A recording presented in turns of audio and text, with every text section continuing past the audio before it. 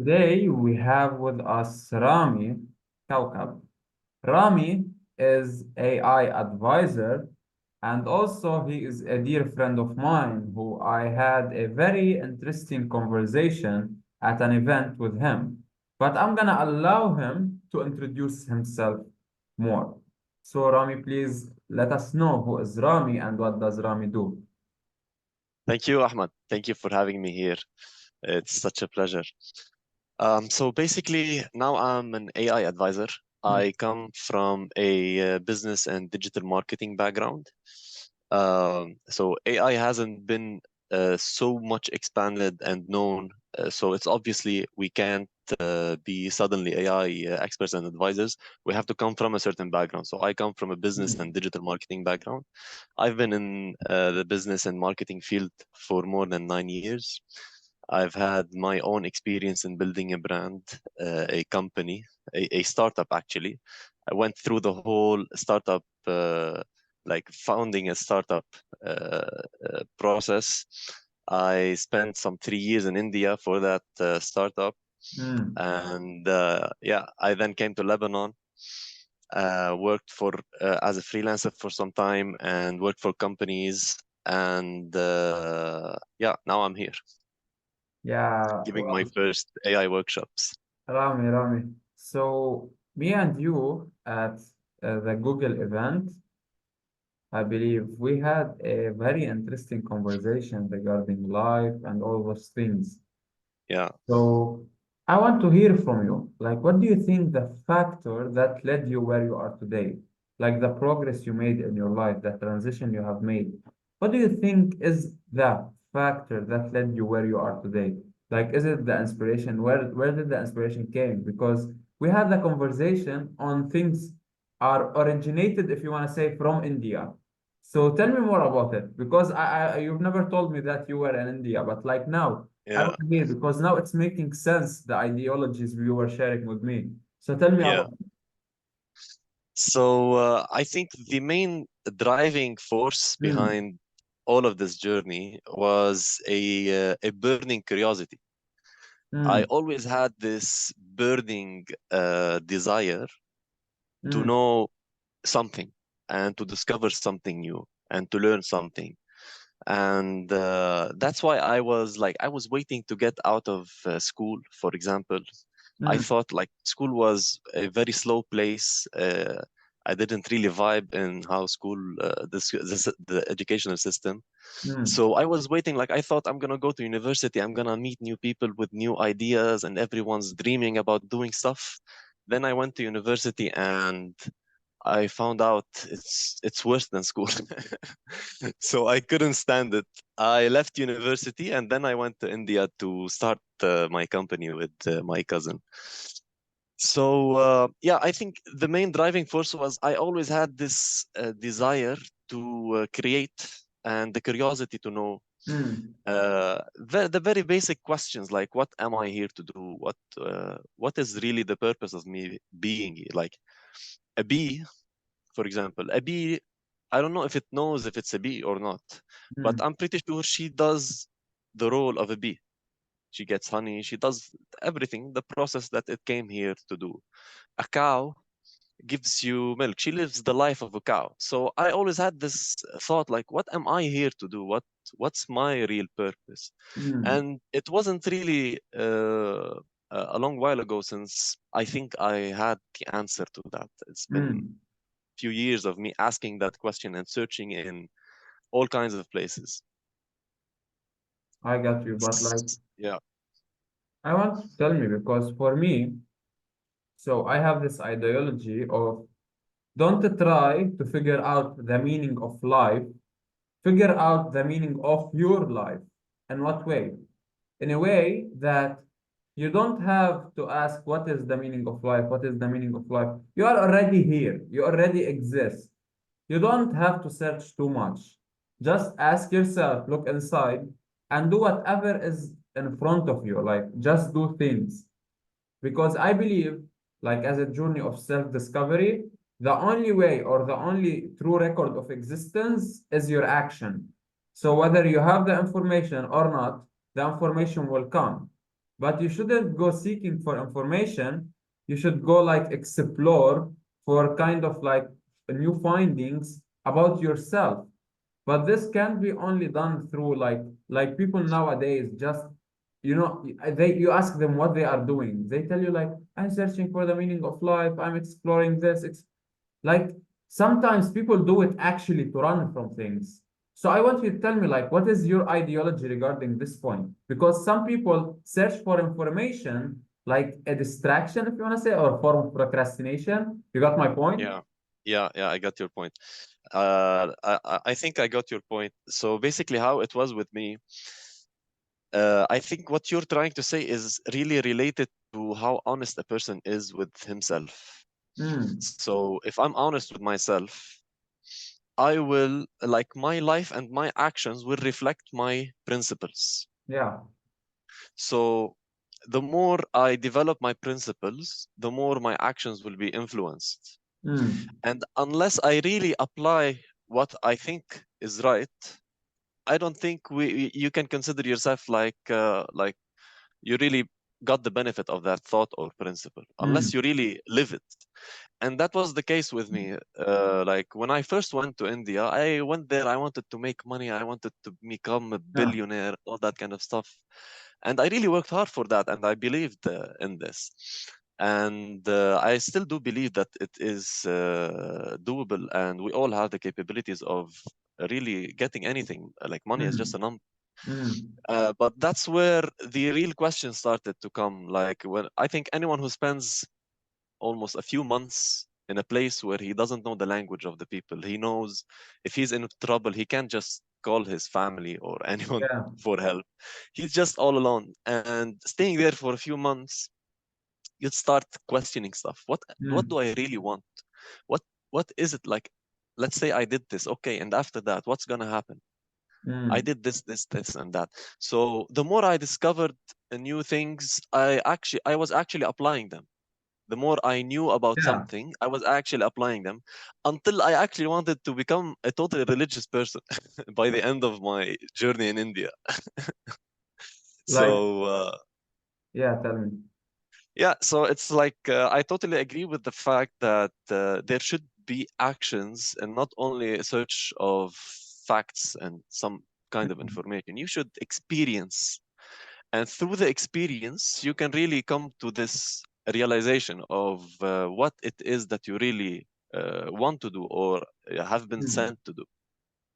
Yeah, yeah, I got you because like if you look at it, the power of the subconscious mind, because what is it true? Is it true for you? It is true, but in your reality, it's for you.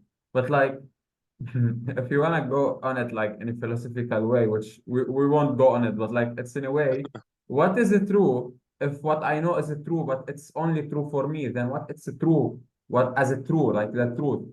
You got my point? So Yes, there's a lot of questions that can be asked, and I understand you like from your point of view, like asking questions and applying so you can experience, have this understanding. That way you can start like measuring things and understanding what is working for yourself.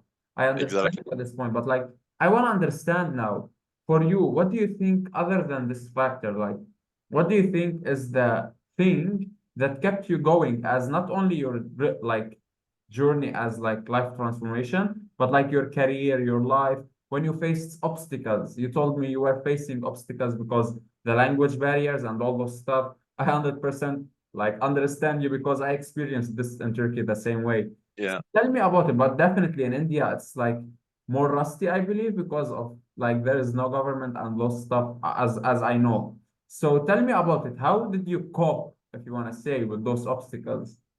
Your adaptability. Yeah, so this reminds me of something that my father used to tell me. He used to tell me, "You're a very strange person. When you go to Mm, India, you come back an Indian. When you go to Saudi Arabia, you come back a Saudi.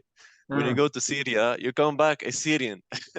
And okay. when you're here in Lebanon, you're a Lebanese."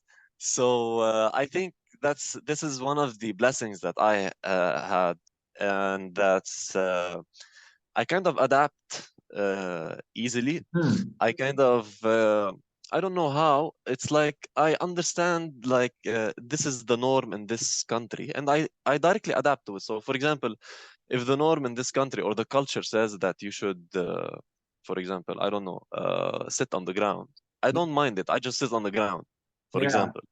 If it says you have to take off your shoes when you're walking someplace, I just take off my shoes.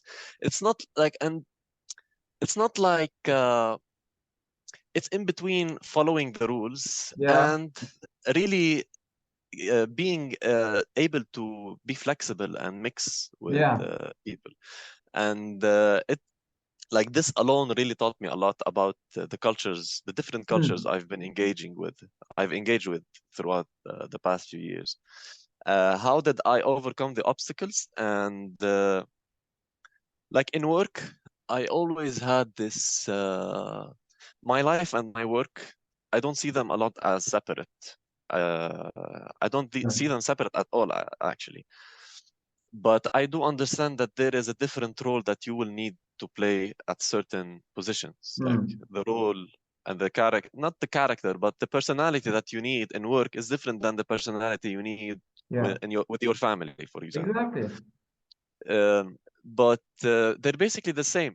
So, and Mm. that's why I wasn't able to always work on whatever comes in front of me because it has to follow my principles at that moment. Yeah, If it's against my principles, I don't know how to work. I yeah, can't put myself into it. And if I am working, most of the times I'm all into it. Like I totally forget about everything else. I was a guitar player a few years ago, like before I went to India. yeah. So when I started learning guitar, I would spend 5, 6 hours just practicing guitar for 2 years. I Mm. would just lock myself in the room for 2 years, practice guitar. And then I got into some bad habits like drinking and all that kind of stuff. I would drink the whole day. And then I started the business. So I would start working all day long. Now, it wasn't really balanced. And being so extreme in something isn't the right way to go. But somehow you should really put all yourself into what you're doing in order to Yeah, really figure out at the end. If you're honest with yourself, you will know yeah. this was right, this wasn't right. Mm. Mm. I understand. So you are telling me it's all about your curiosity and taking action on your curiosity, then being Exactly. honest with reflecting on your curiosity. Exactly. That's Like perfectly it. That's perfectly it, actually. it's in a way that you need first to ask the questions that works for you. Then don't just put it as a form of gathering information because it's pointless. Even if you find the meaning of life, okay, what's next? Exactly. Like, what's next? You got my point? Like, Exactly. give it as an example. I knew a business owner back in Lebanon that he had like online business, online, like he sell like shirts and those stuff. So he was like, when I open, just if I had like a brick and mortar shop, like a normal shop, just if I have a normal shop, I would crush the ground. I would sell everyone. Okay, then why you are not doing it right now? Oh, people need a brick and mortar in order to trust me. Like, okay, but it's not that way. You are just putting those limitations in front of you. And that's what Exactly. people mistake, like when they actually search for meaning of life. But like you, with when you shared your ideation with me, when we had this conversation, you was sharing the ideation with an open mindset. You weren't like closed. And yeah, I relate on your point. Like I understand you and I believe you regarding how you can transform into the other people. Because that's something we must all do, like to feel the other people in order to understand, okay, why? It's a curiosity too.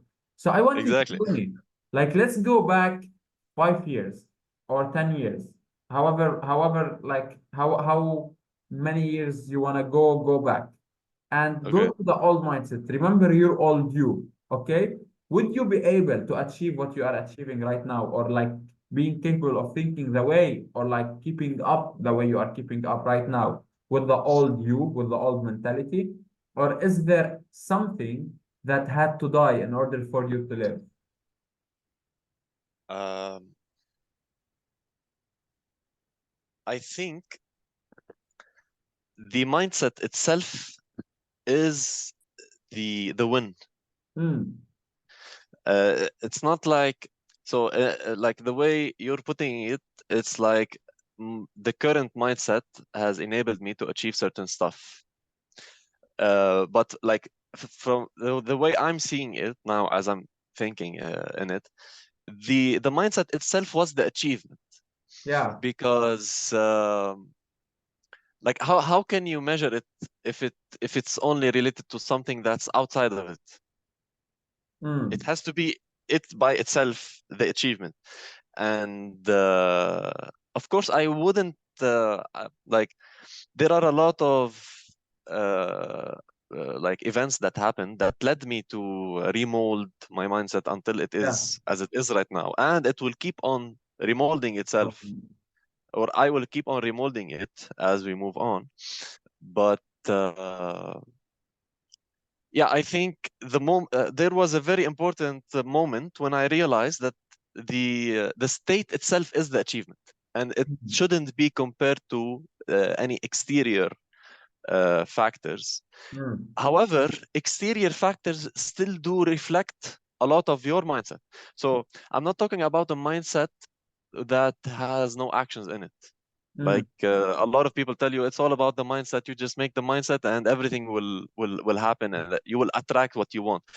So that is not enough if you don't put the action. Like the action itself is part of the mindset. Otherwise, it's very vague, very I don't know. It's not effective. It's not a real mindset that you have. I got you. Yeah, So the point is like what I want to deliver on here. I like yeah, the only thing that have a record of existence is your action. I said that previously multiple times exactly. because you can have the thought or the perspective or the mindset, but however, if it's not being communicated to the world or like through your actions, then it doesn't have any value because the value that it has when it's like executed. Like someone, a very great person did it in a quote like, a plan is not like a good plan unless it's executed or something like this. But like what I want to deliver on here is the idea that would you say that you can keep up with the same mindset always, or you must give up some things in order for you to proceed to grow? That's the point. Like, Yeah, do you think you should always like reduce the things that doesn't help you, that doesn't benefit you? Haven't you yeah, changed a lot of beliefs that you had inside of you in of order course. to like progress in life? Of course, that's like a lot of people who know me back then Mm, and see me right now. Like I'm talking about the period when I was in India, and yeah. uh, during that whole period, a lot of things happened after I came from India also. But Mm, during this whole period, actually, 2 years back, I mm, was a totally different person. And literally speaking, when I look at old pictures, I feel like I'm looking at this, not a stranger, but it's someone I knew before, but I don't have any, I don't feel any connection with the old yeah. pictures that I have. So, like developing on what you said, like some things that should die, I would say you should die completely every once in a while. Yeah. You should totally die. And I think if some events didn't happen in my life, which were really a blessing, Yeah. and really the most important about them were the spiritual stuff. Mm, Uh, what I usually say, if these events didn't happen, the second best event that could have happened was for me to die. yeah. Because otherwise I would be walking in a like totally miserable place if it were to the previous mindset that I had back then. Mm, And unless that died, and it really died, there was no chance that I will be where I am right now. Mm. and moving forward, of course. And 5 years from now, I'm totally sure that a lot of what I have right now should be dead if I am to reach the full potential that I'm seeking Yeah, of what a human being can actually become. yeah. That's what people are afraid of the most. They are afraid of unfamiliarity. So, what do you have to say about unfamiliarity? Unfamiliarity. It's a very nice. So you're talking about change. Yeah, because it's related to curiosity, and at the same time, it's related to the point we are delivering on right now. So, what do you think about the unfamiliarity in someone's life? Like, what's your take on it? I think it's a blessing. Uh, And imagine if everything was stable. Imagine if there was no death, no miseries, no excitements, also no ups and downs. mm, Or imagine if it was always beautiful, la vie en rose. yeah, Like it kind of becomes I don't know, boring. mm, And I think unfamiliarity is very essential to have it in the material world. yeah, It's not essential.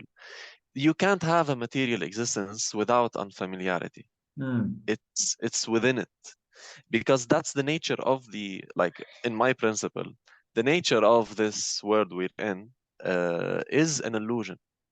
And so because it is an illusion, it has many phases of illusions, but because it's an illusion, that means you can't really build on getting familiar with it. mm, It's like you're chasing a tree. It's like you're chasing a dream tree mm, in a desert, or a dream lake in a desert. And once you reach it, it's gone. And that's how this material world operates.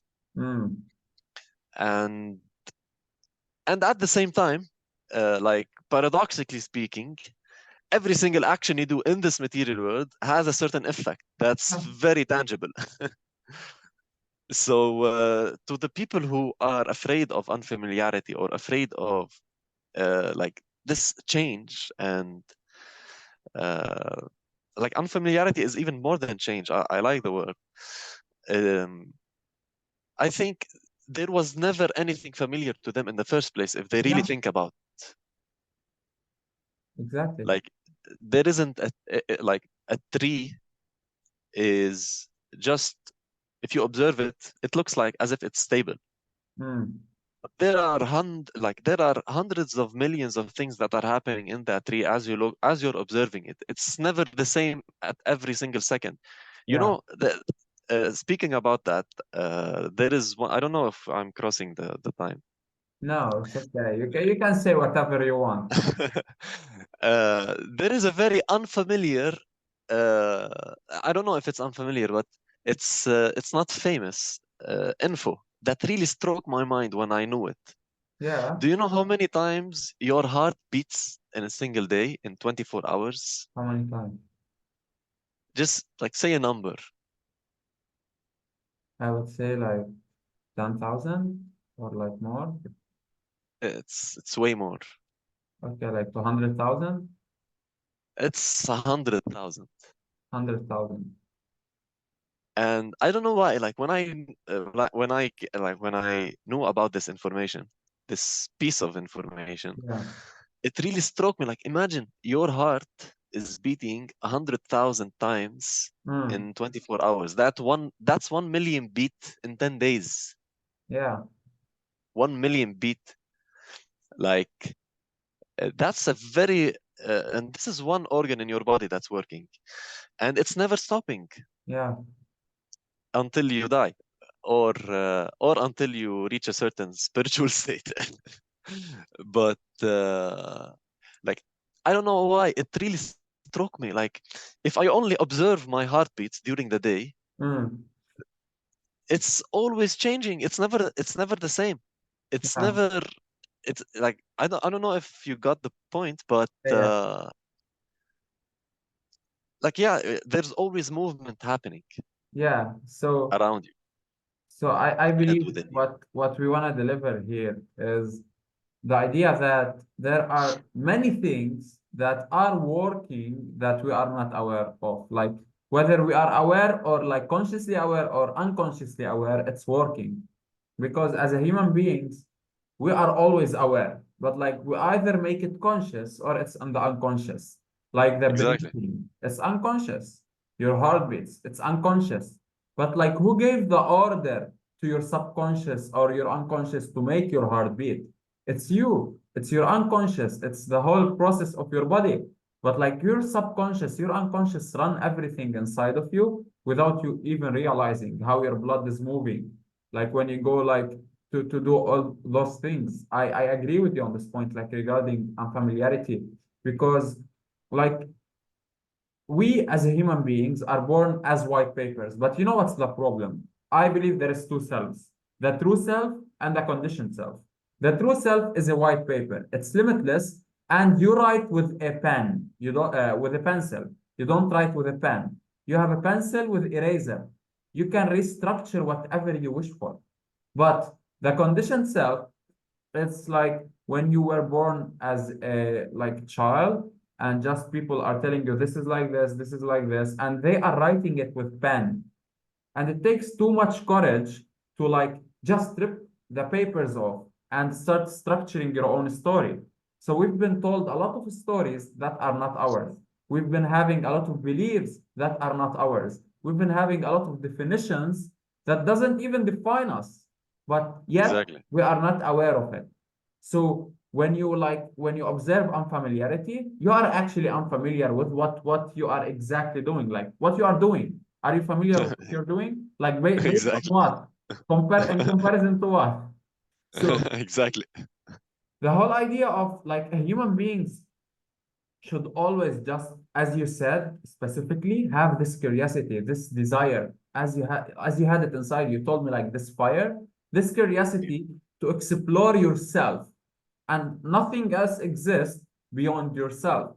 You should explore yourself and your capabilities and your limitations and what you can do. Because, like, when you start exploring the limitations, you'll understand that it's not a limitation, it's just a boundary you haven't get familiarized with yet. But you can. That's the whole Exactly. like a joke, the paradox of life. It's actually funny. Like I wrote a lot of, about this stuff. I want you now to wrap it up, like as a whole, because I believe the important points we spoke about today needs a lot of thinking, like sincerely. Because now, if someone is listening, like when they listen to this, they just need to sit back and ask themselves how I can become more curious. And they're gonna have like a list of answers, a question. Just write it on a paper. Don't rely on your like memory. Just write it on a paper and it will come to you when you need it. So I want you to wrap this up for us with a maybe a statement or something that people should always remember that will always, always, always help them keep going no matter what. What is that statement for you? What served you best? That's a very, I think the best statements in this case are not the ones that normal people delivered. Mm, And one statement that really changed my life was seek ye the kingdom of God first, and all else shall be added. I think this applies to everyone. I'm gonna repeat it. Seek ye means you. So it's when Jesus said it, and there is a Hindu sage named mm, Paramahansa Yogananda who explained more about this, and he mm, elaborated. And he's saying what Jesus is trying to say is that seek the highest and seek the highest as your constant and the highest priority.